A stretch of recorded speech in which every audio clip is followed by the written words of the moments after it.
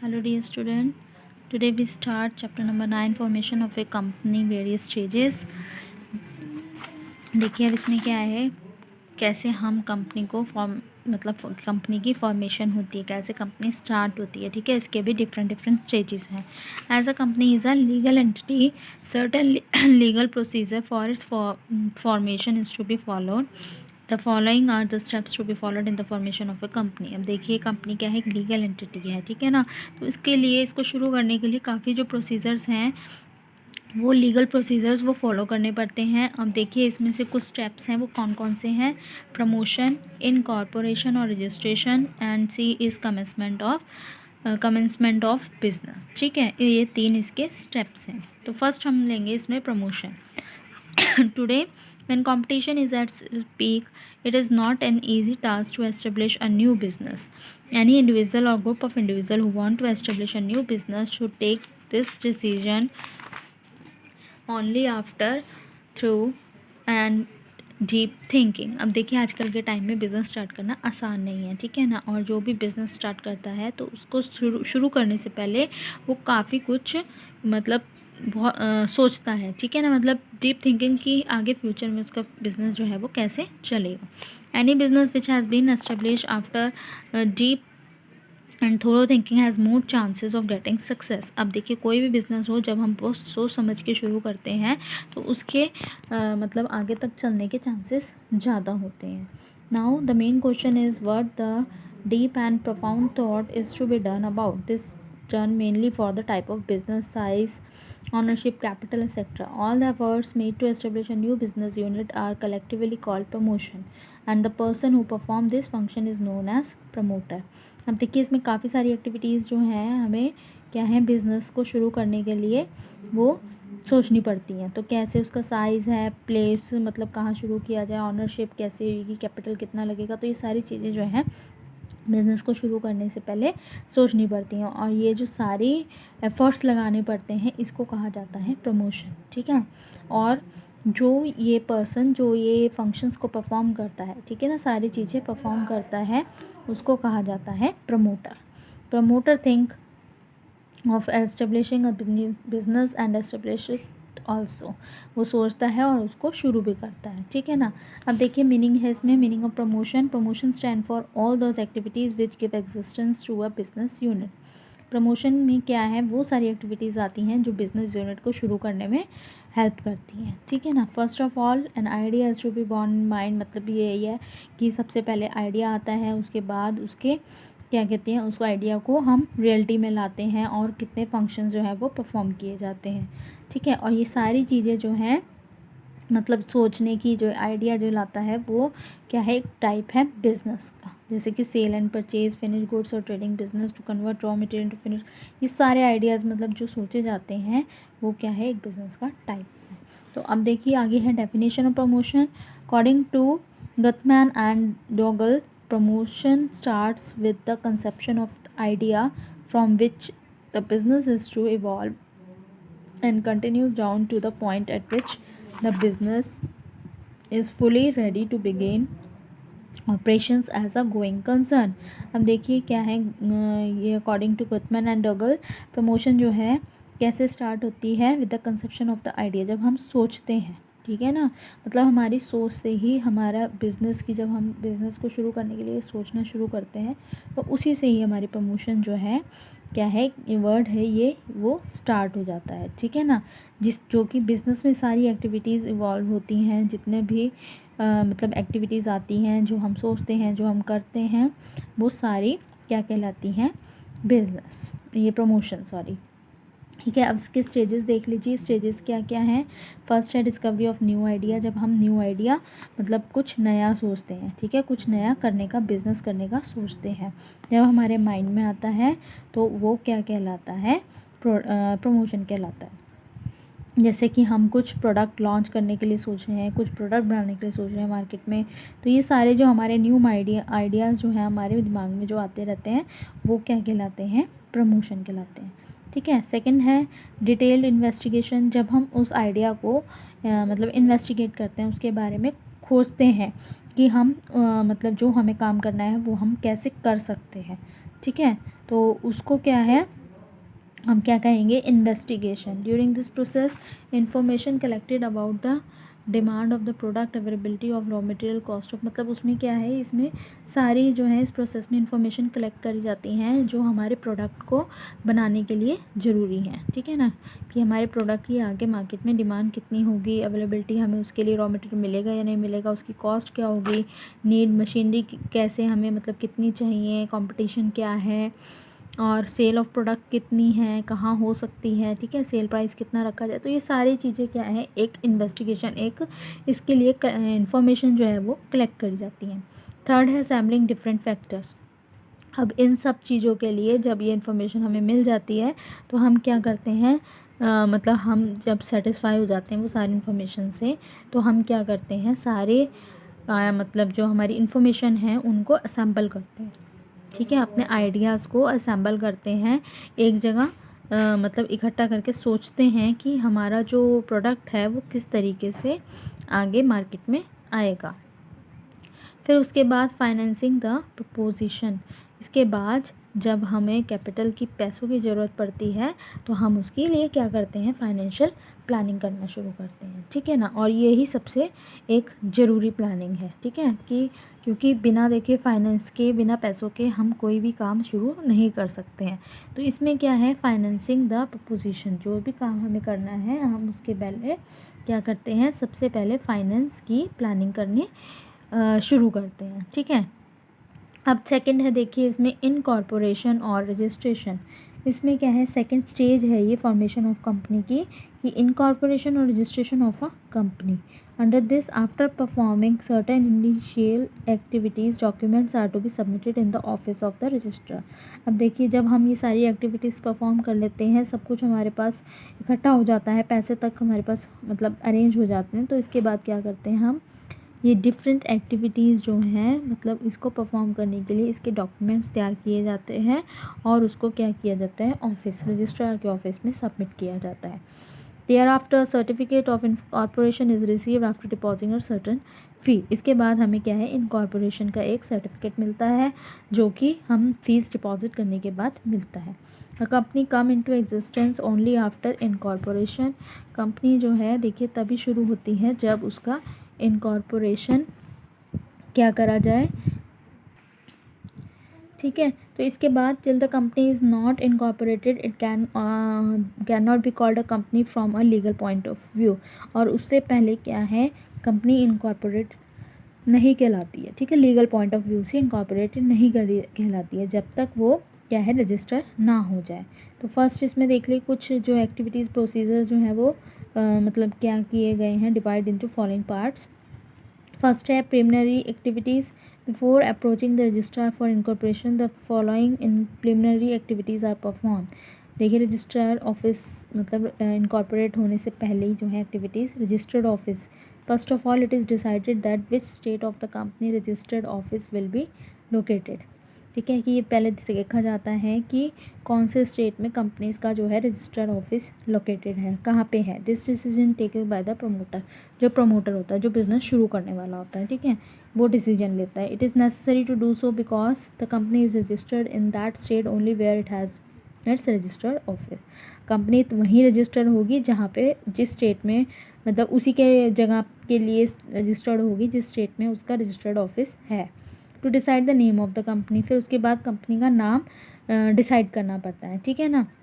And should be confirm from register office whether the permission for the name can be granted और not. और register office से confirm करना पड़ता है कि उसके लिए उसको परमिशन मिली है या नहीं मिली है। दो the name of company selected bye its owner yet it should be in accordance with section 20 of Indian company act. और जब उस कंपनी का नाम जो है ऑनर सेलेक्ट कर देता है तो उसको section 20 of Indian companies act के अंडर क्या कर दिया जाता है, मतलब रिकॉर्ड कर लिया जाता है, ठीक है। It should not be objectional by two the central government and the end of the company the limited should be used. अब देखिए प्राइवेट जो कंपनीज होती हैं, ये प्राइवेट लिमिटेड जो लिमिटेड कंपनीज, इनके पीछे लिमिटेड होना बहुत ज़रूरी है, ठीक है ना। और इसके बाद है get licence under industrial development and regulation act 1951। इसके बाद देखिए इसको क्या है, लाइसेंस मिलता है industrial development and regulation act 1951 under. Keeping in mind the balance development of the country, the government has passed above act and in 1953 made some amendments in it. If the company is going to start any such business for which getting license is compulsory, then an application should be sent on a prescribed form to get such a license. देखिए ये companies act जो है ये बनाया गया है 1953, एक act बनाया गया है, सॉरी, रेगुलेशन एक्ट. तो इसके अंडर जो है इसको अमेंडमेंट मिलती है, ठीक है ना. और इसके अगर कंपनी जो है स्टार्ट करना चाहती है, मतलब बिज़नेस, बड़ा बिज़नेस, तो उसको लाइसेंस लेना बहुत ज़रूरी है, ठीक है. Such application should be send to the secretary. और ये जो एप्लीकेशन है लाइसेंस के लिए वो सेक्रेटरी के पास भेजी जानी चाहिए. Trade and industry ministry, government of India, New Delhi, ठीक है. यहाँ पे एप्लीकेशन भेजी जानी चाहिए. To make necessary appointments, underwriters, brokers, bankers, legal advisors, auditors, etc. are appointed in the name of the people who will be signed memorandum of association are decided. इसके बाद इन सब को क्या किया जाता है, अपॉइंट किया जाता है, और name of the people who will be sign memorandum of association and decided. और जो मेमोरेंडम ऑफ एसोसिएशन ये डॉक्यूमेंट है एक, ये जो भी साइन करेगा उसका पीपल का नाम भी अपॉइंट किया जाता है. To get the important document prepare, जितने भी इम्पॉर्टेंट डॉक्यूमेंट्स हैं जैसे कि memorandum of association, article of association, ठीक है, ये इंपॉर्टेंट डॉक्यूमेंट्स होते हैं, ये प्रिपेयर किए जाते हैं. फिर sending application to the registrar, इसके बाद रजिस्ट्रार को एक एप्लीकेशन भेजी जाती है, ये सारी चीज़ें ख़त्म करने के बाद, ठीक है ना. और उसके बाद document will be filled with registrar. और जितने भी जो रजिस्ट्रार के पास एप्लीकेशंस भेजी जाती हैं, डॉक्यूमेंट्स भेजे जाते हैं, ये सेकंड पॉइंट है, देख लीजिए. इसके बाद क्या है, मतलब क्या है, इस एप्लीकेशन के साथ डॉक्यूमेंट्स भी फिल किए जाते हैं. जैसे कि ये डॉक्यूमेंट है फर्स्ट मेमोरेंडम ऑफ एसोसिएशन, ये बहुत ही इम्पॉर्टेंट डॉक्यूमेंट है, ठीक है. इसके बिना कोई भी कंपनी जो है इनकॉर्पोरेटेड नहीं कहलाती. It defines the objective of the company and determine the limit of authority.